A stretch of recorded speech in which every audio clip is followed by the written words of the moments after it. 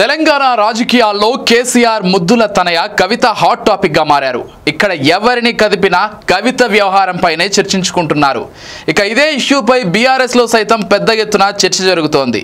కేసీఆర్ కూతురు ఎందుకు బయటకు వెళ్ళిపోవాల్సి వచ్చింది, అందుకు గల కారణాలేంటి, నిజంగా కవిత చేస్తున్న ఆరోపణల్లో వాస్తవం ఏమైనా దాగుందా, అసలు కేసీఆర్ కుటుంబంలో అంతర్గతంగా ఏం జరుగుతోంది అనే విషయంపై ఆ పార్టీ క్యాడర్లో కొత్త కన్ఫ్యూజన్ అయితే నెలకొంది. కేసీఆర్ వెంట ఉన్నవారే తనను ఇబ్బందులు పెట్టారని కవిత ఆరోపణలు చేయడంతో అసలు కారు పార్టీలో ఏం జరుగుతోందో అని ఎవ్వరికీ అర్థం కావడం లేదు.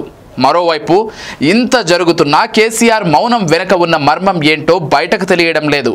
ఫ్యామిలీలో జరుగుతున్న గొడవ కాస్త పొలిటికల్ టర్న్ తీసుకోవడంతో కవిత రూపంలో కాంగ్రెస్ బీజేపీ పార్టీలకు బ్రహ్మాస్త్రం దొరికినట్టయింది. ఇదే అదునుగా కేసీఆర్ కుటుంబంపై మాటల దాడికి మరింత పదును పెడుతున్నాయి ఆ రెండు పార్టీలు. ఇక టోటల్ ఎపిసోడ్లో హరీష్ రావు, సంతోష్ రావులపై కవిత తీవ్ర విమర్శలు చేసినా బీఆర్ఎస్ అధినేత కేసీఆర్ మాత్రం ప్రశాంతంగా ఉండటంపై అనేక అనుమానాలు వ్యక్తమవుతున్నాయి.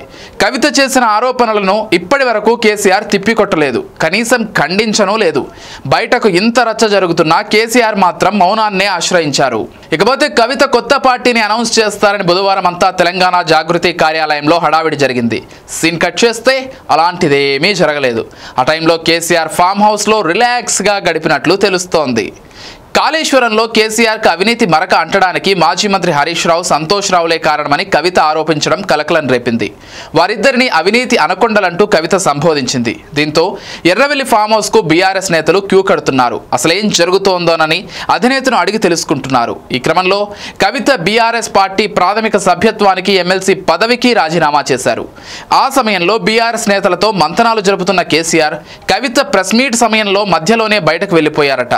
కారులోనే తన వ్యవసాయ క్షేత్రం చుట్టూ తిరిగి పొలాలను చూసొచ్చారట. ఆ తర్వాత తిరిగి ఫామ్ హౌస్కు వచ్చి నేతలతో భేటీ కొనసాగించినట్లు విశ్వసనీయ సమాచారం. కవిత వ్యవహారం అనేది కేసీఆర్కు కంట్లో నలుసుగా తయారైంది.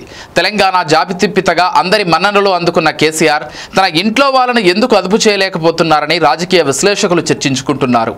ఒకవైపు కూతురు చేస్తున్న ఆరోపణలకు సంబంధించి పార్టీకి కలుగుతున్న నష్టం విషయంలో బాధను భరిస్తూనే పార్టీ కోసం తనను నమ్మి వచ్చిన వారి కోసం కేసీఆర్ సమావేశమవుతున్నారని పార్టీ శ్రేణులు చర్చించుకుంటున్నాయి.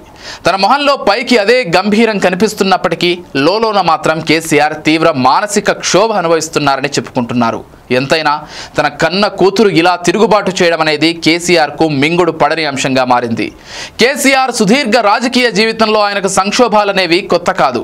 కాకపోతే ఇప్పుడు సొంత ఇంట్లోనే ఇలాంటి పరిస్థితి తలెత్తడంతో సొంత పార్టీపై వస్తున్న అవినీతి ఆరోపణలకు ఎలా చెక్ పెడతారో అన్నదే $1 మిలియన్ ప్రశ్నగా మారింది.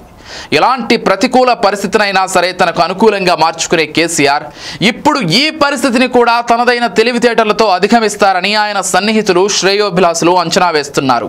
చూడాలి మరి రానున్న రోజుల్లో కేసీఆర్ ఏ స్టెప్ తీసుకుంటారో అనేది.